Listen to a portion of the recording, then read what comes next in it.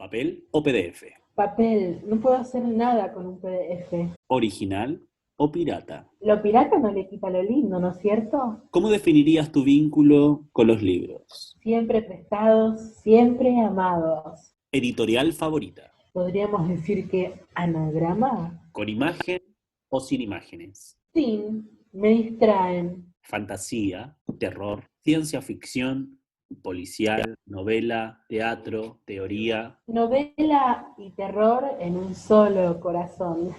autobiografías o biografía. Biografías, porque el recorrido de una persona desde la perspectiva de otra me emociona.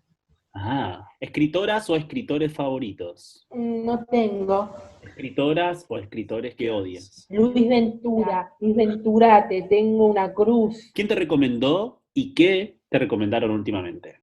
Quiltras, y me lo recomendaste vos. El de Arely Uribes, Exactamente. el que me recomendó la Valentina también. ¿Lees en cuarentena? Antes, en la fase 1, 2 y 3 y 4, sí. Ahora que estamos en la fase 27, no tanto. Si escribieras un libro, ¿de quién o quién hablarías? De mí, por supuesto. Lo compro. ¿Quién y quiénes serían tus referentes? Todavía no los encontré. ¿El título de tu libro? Juguito de ciruela. Tiene que discriminar a las latinas, porque si no discrimina a las chilenas, que son casi latinas la mayoría, casi latina la mayoría, casi latina la mayoría, casi latina. A las chilenas que son... Bienvenidos, bienvenidas a Casi Latina. A las chilenas que son... Casi latina.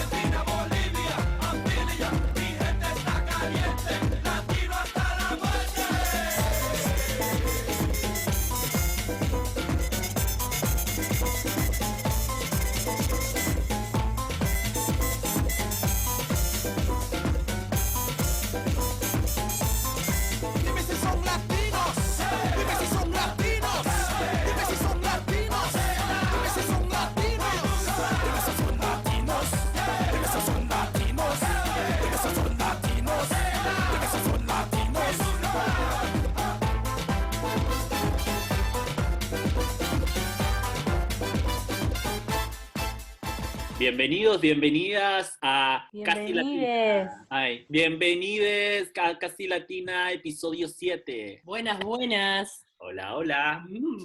Me gustó incorporando esto de las encuestas. Hola, buenas noches. ¿Qué tal? ¿Cómo anda la gente? Por acá todo bien. Locutores. Locutores. Tarde-noche. Tarde-noche, un solsazo. Sí, ¿no? Bueno, acá nos reencontramos como todos los martes en el mismo café. Sí, en San Telmo, como siempre, virtualmente en San Telmo. La copa de vino. A la misma hora. Con unas medialunas de mantequita.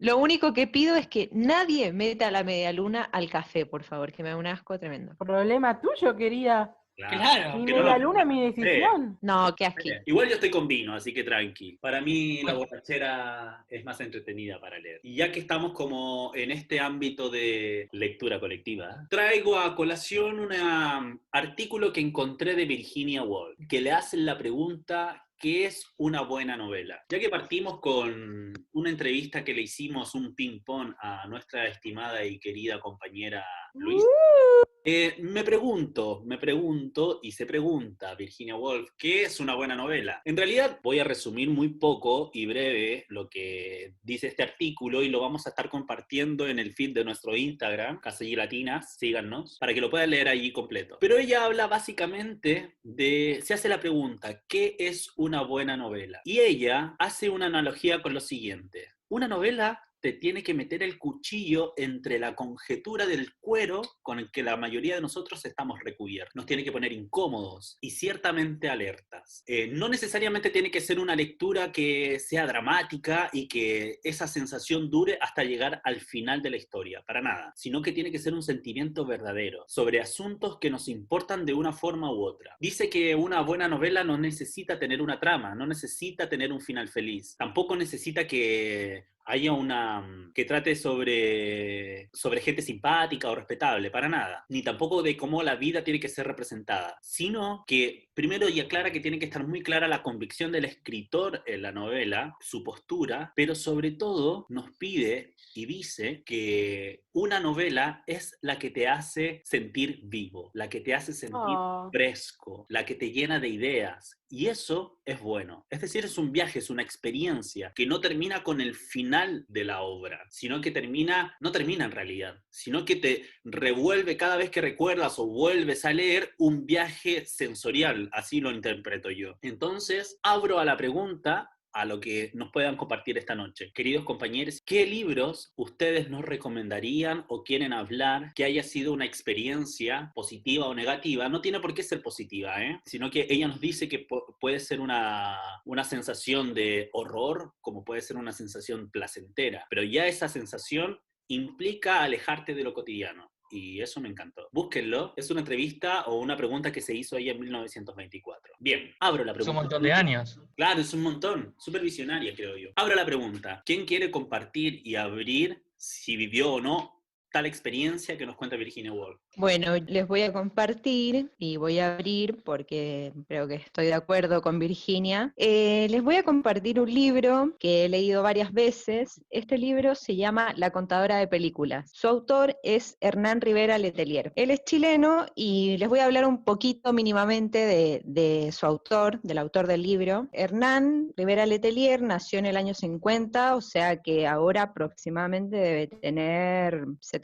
años. Él se crió gran parte de su niñez en las salitreras, que fueron unos asentamientos, claro, que existieron desde el año 1870 y algo, en el territorio que en ese momento era de Perú y Bolivia, que debido a todo esto y a intereses políticos, económicos y limítrofes, que incluyen todo esto, se desarrolló la Guerra del Pacífico y todo este territorio quedó en manos de Chile. Entonces, en Chile fue donde se explotó el salitre, que fue un boom, y esto perduró hasta el año 1950, que es cuando nace Hernán. Entonces, él, en todos sus libros, en todas sus novelas, él tiene algo que yo creo que es muy importante porque como él vivió todo esto, te lo cuenta de una manera que, aunque yo no viví en la salitrera, no las conocí porque ya no existen, las que quedan son como una especie de pueblos fantasmas, monumentos históricos que la gente va a visitar para ver cómo funcionaba todo esto. Las salitreras eran unos asentamientos que se formaron justamente para la explotación del salitre, hicieron como casas que eran muy precarias. El salitre es el nitrato, es como una especie de mineral que se encuentra, claro, que se extrae en el desierto y que en ese momento se extrajo todo, entonces hoy en día creo que ni existe el salitre. Claro. Y además se creó, en ese momento se explotaba el salitre y en Alemania se crea el salitre, el nitrato sintético. Entonces también ya era una pérdida de plata explotar ahí porque crearon el sintético que salía mucho más económico. No sirve para hacer celulares, me equivoqué con el litio. Porque el litio es de Bolivia, de los salares. Y de acá del norte de Argentina. Claro. Bueno, en fin. El salitre en su momento fue llamado el oro blanco. Por eso fue fue una riqueza muy importante en Chile y todo lo que es el norte. Sí, porque también en ese momento del salitre se generaron muchos movimientos obreros, se empezaron a generar también todo lo que era el sindicalismo en Chile, hubieron muchas revueltas, hubieron revueltas que terminaron sanguinariamente, bueno, en fin, esa es una pincelada de lo que fue el salitre en Chile. Pero como les decía, estas oficinas fueron creadas, o sea, fueron lugares que se crearon para que viniera gente que generalmente no era de ese territorio. Generalmente todas las personas que venían a trabajar a las salitreras eran del sur de Chile. Venían a trabajar, eran muy explotados porque trabajaban como obreros, las salitreras siempre estaban a cargo porque en un momento se privatizaron y estaban a cargo de empresas estadounidenses o alemanas. Entonces había uno que era como el dueño de la salitrera, que era o estadounidense o alemán. Después estaban los encargados y después estaban los obreros, que eran la mayoría de la gente, que vivían en condiciones muy precarias y a los cuales se les explotaba mucho y se les pagaba por medio de fichas que ellos tenían que ir a gastar a la pulpería, que era el único negocio que había en la salitrera, y que además esta pulpería también pertenecía a la empresa. O sea, la empresa no gastaba ni un peso en realidad. Un monopolio. Tenía gente, claro, tenía gente a la cual le pagaba y la gente tenía que gastar la plata ahí mismo, entonces ellos mismos ganaban esa plata que supuestamente les pagaban. Cualquier coincidencia con la realidad actual. Claro, pero sería, claro, como una forma distinta de esclavitud, porque si ese dinero lo querían usar o cambiar por otra cosa, no No podían. podía. De hecho, No se podía. no, porque habían varias salitreras en distintos lugares del norte, pero esas fichas no podían ser utilizadas en otro asentamiento. Eran de Claro, eran solo válidas para el que vivías, tipo, y donde trabajabas. Claro, y si Y querían bueno. tomar alcohol tampoco podían, porque no vendían, ponele. Sí, eso sí vendían. Ah, De ahí Sí. nace la 11, que después lo vamos a hablar en un futuro podcast. ¿Por qué era Bueno. alcohol? Justo alcohol. Podría haber dicho comida, Lean. no, pero digo, si el patrón no va a querer que se emborrachen, entonces no le va a vender alcohol, pensaba. Y si la gente se emborracha, piensa menos, se olvida más de sus problemas y no genera revuelta. Y el Te escritor Valencia, quiero borracho, no te quiero pensando. ¿qué hace con todo este mundo el escritor? Bueno, el escritor a los 18 años, de manera autodidacta, comienza a escribir. En un principio, Hernán escribe poemas y después ya se lanza con las novelas. Sus novelas han sido traducidas a muchos idiomas. Él ha recibido muchos premios. Si algún día pueden, vean alguna entrevista de él, porque es un personaje como un señor que ni en pedo te imaginas que es escritor, como que es todo lo contrario un escritor a un intelectual. De hecho, él siempre dice que es más parecido a un boxeador en decadencia que a un escritor. No, Y bueno, muy bien, lo queremos. yo les traigo a La contadora de películas, que es una novela cortita, muy rápida de leer, muy entretenida, y que cuenta... Les voy a contar una especie de tráiler que cuenta la historia de una niña que se llama María Margarita, la menor de 5 hermanos. Ella tiene 4 hermanos varones y ella es la única mujer de la familia. María Margarita tiene 13 años y en la salitrera donde ella vivía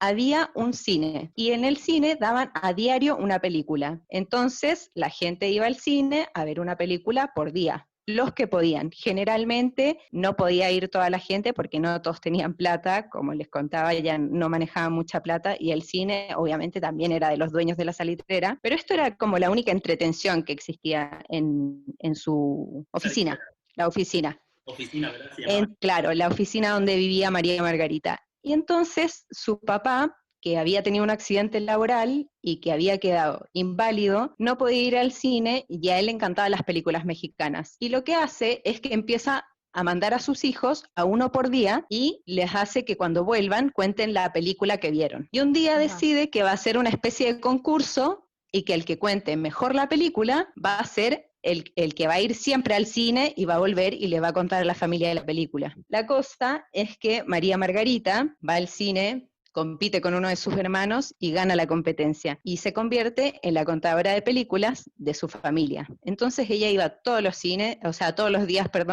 juntaba plata a su papá para que ella pudiera ir al cine a ver una película y volviera y se la contara. Eso es para ahorrar Y plata. un día, ¿cómo?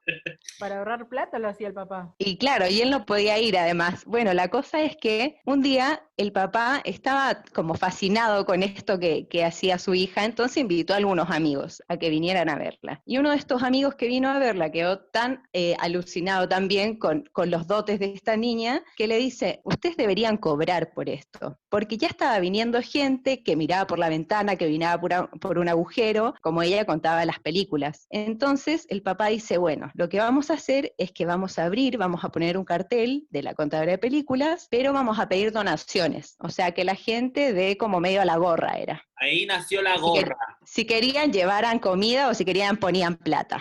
La cosa es que, bueno, ella se convierte tipo en la contadora de película oficial. Ya la gente prefería ir a verla a ella que ir al cine. Su destreza para contarla era tal que se creó disfraces, se convirtió en una actriz ella. Qué hermoso. Representaba a todos los personajes, se vestía, se cambiaba en escena, cambiaba las voces, decía que cuando no se acordaba de la película bien, o que habían películas que, por ejemplo, ella, no sé, iba un día al cine y el que ponía la película estaba medio borracho y ponía el final al principio, el medio al principio, entonces ella decía que ya viendo solo el afiche de la película, podría imaginarse de qué iba y las escenas, y ella creaba la película. Y bueno, así es como se hace como famosa en el pueblo, después la empiezan a llamar de casas particulares para que vaya tipo a contar a la casa a una persona la película, y se genera fama en la oficina sobre ella, todo el mundo hablaba sobre la chica contadora de películas, hasta que No nos sucede algo, no lo voy a contar, voy a quedar hasta aquí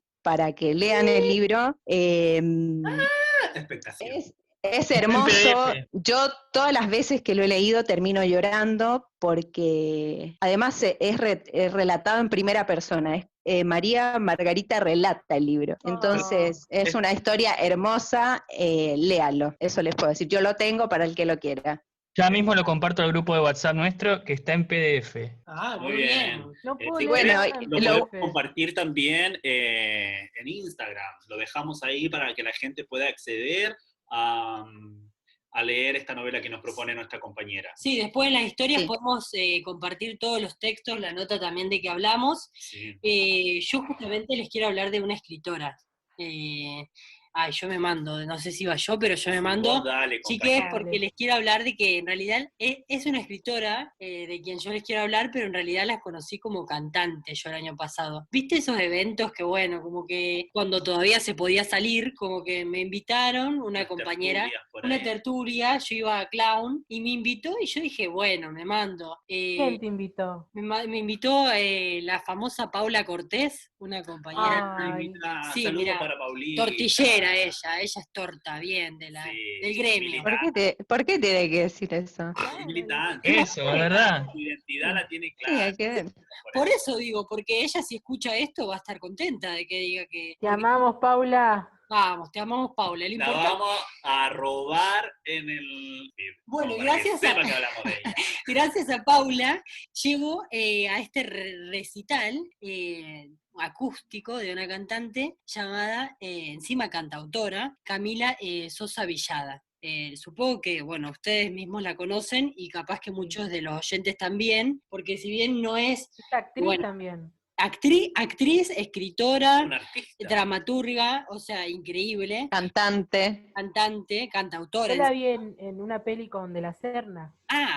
Tremendo. Yo acabo de ver Es la contadora de película en vida. Yo lo acabo de ver en una entrevista que le hicieron en Instagram, desgarradora. Bueno, hermosa. igual yo que la nombro a Paula como una torta militante, también la nombro a Camila, porque Camila es trans, una mujer trans, y ella es muy militante también de los derechos LGTBIQ. Ella es cordobesa y, bueno, ella lo sufrió en carne propia, toda la discriminación y violencia contra las mujeres trans y travestis, porque ella también ejerció la prostitución, entonces como que toda su escritura va muy desde todo lo que ella vivió desde su vida. Y justamente el libro que les quiero hablar, si bien ella tiene un bestseller, diría yo, que es Las Malas, porque es una novela que está circulando mucho y tiene muchas ventas, pero también tiene una autobiografía que se llama El viaje inútil. En esta autobiografía, que es una autobiografía breve, ella relata su relación con la escritura desde pequeña y lo relaciona mucho también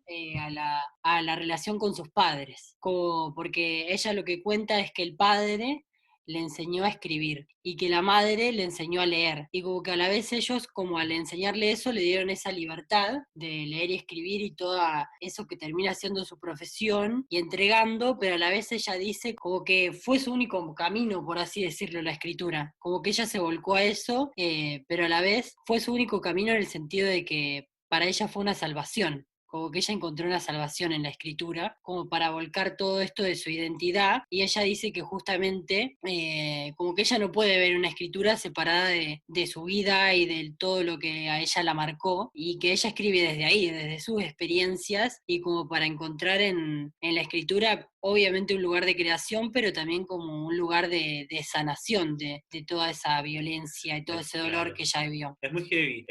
Lo que dices lo relaciono con lo que sale en el artículo de Virginia Woolf, como cuando hace hincapié en que el escritor tiene que dejar muy bien en claro su convicción, su postura, su curso. Y siento que como lo que nombrás, y al leer a Camila, tipo, te das cuenta de que hay una historia, por más que la ficción termine finalizando en su escritura, no deja de estar atravesada por su experiencia, por su vida y por su... Claro, y bueno, ella en este libro reflexiona mucho sobre la literatura en sí y en lo que es la literatura para ella, y en una parte habla sobre escritoras o escritores, sobre todo escritoras que a ella le influenciaron, y en relación a esto ella dice, quiero leerles un fragmento, en una parte dice, no encuentro sensualidad en los escritores varones, sí en las mujeres. Una mujer que escribe me resulta erótica de punta a punta. No tiene que ver con la edad, ni con las formas, sino con cierta intuición de error, de falabilidad en lo que se hace, cierta manera de burlarse de lo perfecto que tienen las mujeres y que es casi un bien común y del que carecen la mayoría de los hombres. Bueno, qué les parece esta reflexión que hace ella sobre los escritores, varones y mujeres? Más que la escritura, tal vez no tanto ahora, pero es como un ambiente que ha sido bastante de los hombres, o como bastante machista Igual también, sí, ¿no? re sigue siendo machista. Sí, total. Sí, de hecho, Sí. es pensar en cualquier disciplina, ¿no? Hoy estamos enfocados a lo que es la escritura y las novelas y la literatura, al final. Mm. Pero Mm. como en todas las disciplinas artísticas, la mujer siempre ha sido como dejada de lado o no visibilizada, producto del sistema en el que vivimos tan patriarcal. Sí, en el cine también, o bueno, en Claro. el mismo teatro, tal vez un poco menos en el teatro, siento, o igual. A nivel No, de la No, misma manera. ficción, yo siento que hay muy poco renombre de mujeres directoras, muy poco. Hablando como Sí, si hablamos si habilitamos como un diccionario o una lista de nombres, muy pocos, muy pocas. o Bueno, si vemos tipo los clásicos del teatro, son todos hombres, haces una obra y el dramaturgo, el escritor es hombre. bueno, ese fue el último libro, o sea, lo terminé de leer hoy, de hecho, tiene 106 páginas y se llama El viaje inútil, de Camila Sosa Villada. Lo que me gustó fue que justamente no fue que dije, esta es una autobiografía acabada, terminada, perfecta, sino que justamente siento que esto que ella dice se refleja en su escritura, como que ella no busca la perfección, sino que busca eso, la prueba, y escribe desde ese lugar, como de honestidad y de prueba, como no de buscar una perfección o un... Como de una aquí ahora, ¿no? Claro, como que ella lo hace y Claro. prueba y no sé, como que ella dice, como que está viendo por dónde, como que no hay algo seguro en la escritura como en el arte, ¿no? Así que esa es mi reflexión y lo recomiendo para quien quiera leerlo. Muchas gracias. bueno, yo también les tengo una autora, mujer, de vuelta. En este caso es una escritora francesa, Delphine de Vigan, no sé si lo estoy pronunciando bien, pero supongo que da igual. Contemporánea, debe tener unos 50 y tantos años, y ella empezó a escribir sus primeros libros con un seudónimo que es Lou Deville. Me di cuenta que es como más o menos como el apellido dado vuelta o algo así. A mí ella la leí en el verano, leí su libro en el verano, como que su libro más famoso, que es Nada se opone a la noche, y empecé a investigar un poco como de quién se trataba esta persona, esta autora, porque me pareció muy interesante su libro, y encontré que tiene como ya varias obras escritas, y tiene mucha mezcla con con la realidad, o sea, con su propia realidad y la ficción, como mezcla mucho su vida con la ficción y es muy interesante la manera en que lo hace. Su primer libro se llama Días sin hambres y ella lo escribió en la adolescencia cuando estaba pasando por una etapa de anorexia y entonces el papá como que le pidió que escriba un libro o que escriba lo que le estaba pasando con eso. Terminó sacando su primer libro que era Días sin hambres a partir de eso. Bueno, después eso lo escribió con el seudónimo. Después empezó a ser como más famosa y ya dejó de utilizar su seudónimo y empezó a usar su nombre real. El libro que yo leí, que es Nada se opone a la noche, narra el proceso de cómo vivió ella el suicidio de su madre, porque ella lo que hizo cuando se murió su madre es empezar a recopilar información y a reconstruir la vida de quien fue su madre y para conocerla más a ella y conocerse más a ella misma, valga la redundancia. Entonces empezó a agarrar fotos viejas de la madre cuando era chica, videos que había grabado el padre de la madre cuando era chica, un montón de cosas y se empezó a dar cuenta como todos los secretos que había en la familia y en un momento ya como a la mitad del libro, como es autorreferencial, ella misma dice como tengo miedo que cuando este libro salga a la luz, mi familia me deje de hablar porque empezaron a surgir como muchas cosas muy turbias. Ay, estoy mucho con el AM. Siento que en relación Es a LAM, no es AM. Es en LAM. relación a lo que hablan de Camila Me comí un sapito. y de Virginia, sí, también me pasó mucho con ella que efectivamente sentí que ella estaba muy como comprometida con lo que estaba escribiendo, porque se trataba de su vida y se la estaba jugando, porque de verdad que lo que cuenta en el libro son como cosas muy jodidas y se la estaba jugando en serio con toda su familia. Empiezan a ver como, no amenazas en sí mismo, pero sí, como cortala, no te metas más en esto porque todo mal. Y nada, igualmente ella termina escribiendo, lo termina lanzando y es increíble el libro. ¿Y qué más decirles? ¿Cómo fue tu experiencia al leerla?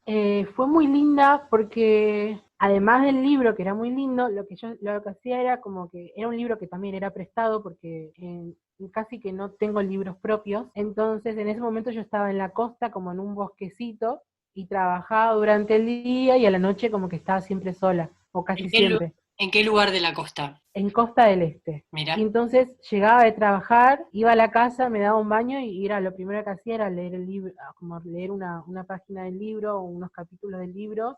Y era como un momento de soledad y de intromisión y de estar ahí como, además como en el medio del bosque y todo, como muy loco. Genial. Y me generó eso como también todos los secretos que tenemos en la familia, algunos, y que están como prohibidos, que se saben y que todo el mundo sabe, que toda la familia sabe, pero que nadie dice nada, todos esos secretos a voces, ¿cómo se dice esa frase? Sí, secretos a voces. Eso me generó mucho, no sé, hasta una bronca de decir como, ¿por qué mierda pasan esas cosas? ¿Por qué lo seguimos permitiendo, no? Claro. Claro. Tú hablabas, Luisa, de como la exposición que de alguna manera puso ella a su familia, y creo que más allá de pensar a la familia, o sea, ella al contar su historia o contar parte de la historia de su familia, se cuenta a ella. Entonces, sí. En primer lugar se expone a ella y eso es lo más valiente, creo. Después, obviamente, que lo que opine tu familia y enfrentar eso también está en juego, claro. pero todo lo que tienes que transitar para poder contar o hablar de ti misma debe ser un viaje de dolor y de todo. Yo quería, de acuerdo a lo que me contaba, solo como para recomendar, cortito, me hiciste acordar mucho al libro ¿Por qué volvías cada verano? De Belén López Peiró, que lo leí este verano, se lo regalé a mi hermana y a mi sobrina, porque siento que es una historia de una mujer muy valiente que vivió una experiencia muy traumática de violación constante, pero de cómo esta experiencia ella la pudo transitar y convertirla en un discurso público para que no se repita, pero también como sanación personal. Charlie, ¿sabés dónde ocurre todo este libro? Encima, en el pueblo, o sea, al lado de mi pueblo de Doyle, en Santa Lucía. Santa Lucía. No, al boliche, Claro. a La Brava. Y ocurre todo ahí en ese pueblo, y de hecho lo terrible es que la persona denunciada, este chabón que fue un abusador, El tío. ahora en la cuarentena estaba haciendo controles en la entrada del pueblo, ¿podés creer? O sea, como que la clase política, como que todo sigue impune. Sí. Claro, es tremendo. Siguen siendo todos los mismos. Claro, yo siento que cuando leí el libro me sucedió que me produjo mucho horror, rechazo y odio por parte de todo lo que era la justicia, la policía, todo, que los invito a leer porque es un libro que expone mucho a... Chiques, Bueno. perdón que interrumpa, pero hay una voz que está Café. faltando y queda poco tiempo. Sí, están por cerrar el café, perdón. Nos están por Búsquenlo. echar del café. Sí, Sí, bueno. así que están subiendo las sillas, vamos. Quedaría lo mejor para el final, claro. López Feiro. Bueno, no se entendió eso último. Voy a aprovechar para pedirme un cortadito de nuevo. Un poquito me ven con la cara cuando me... Un amigo, así que dale. No, ¿qué pedir cortado? Tirate a la piscina. Y bueno, si no me dejan mis compañeros viejos, están hablando de eso. Yo quería compartirles simplemente que yo hay algo que trato de leer todos los años y que cada año que lo leo lo veo con otros ojos y siempre me acompaña y me acompañó, y yo creo que eso es importante de cualquier arte. Digo, así como digo esto, también, por ejemplo, me parece que todos los años hay que escuchar el CD Chapuzons de Árbol, o de Bichos y Flores de la Vela Puerca, o Ese Camino de Julieta Venegas, de paso comparto algunos CDs. Pero bueno, a mí me parece que El Principito es un libro que hay que leerlo todos los años, eso, es una hermosura, es una oda a la belleza, es un libro cortito además. A mí me dejó marcas, porque se me cayó arriba del pie y me dolió. No, mentira, pero... Dios, qué boludo. Pero no, es una locura, o sea, voy a leerles algo. Lo esencial es invisible a los ojos. Más trillado que la mierda. Y bueno, acá se hacían todos los snobs que leen cosas así, yo leo El Principito, viejo. Ay, porque ella que quiere empezar a hacer una vida nueva y el arte y todo eso. El Principito, viejo. Y la guía para la vida de Bart Simpson. También que la compartí en el grupo, también quiero que la compartan, porque es otro libro que me marcó, que no lo tengo. Pablo, sin repetir y sin soplar, libros No, esperá que no terminé. Ensayo sobre la ceguera. Cállate tú. Claro, basta, viejo. Todo protagonismo quieren tener. Hacen su propio podcast y ganen las elecciones. Pero escuchame, ves que te subiste a una y no escuchás a tu compañero, te iba a dar el Se te escucha Marlean, deja que hable Claro, Pablo mejor. no, es eso, es que se escucha mal. ¿Qué decías? No, que te iba a dar el pie justamente para que digas recomendaciones de libros de Pablo Finbar, sin repetir. Claro. Claro. Ay, me gusta hablar de mí, me encanta. Confiar al amigo aquí. No había terminado con El Principito, pero bueno, vamos a pasar con eso. Total, El Principito lo conoce todo el mundo, pero hay un montón de frases hermosas como ¿Qué fue lo último que encontraste en El Principito?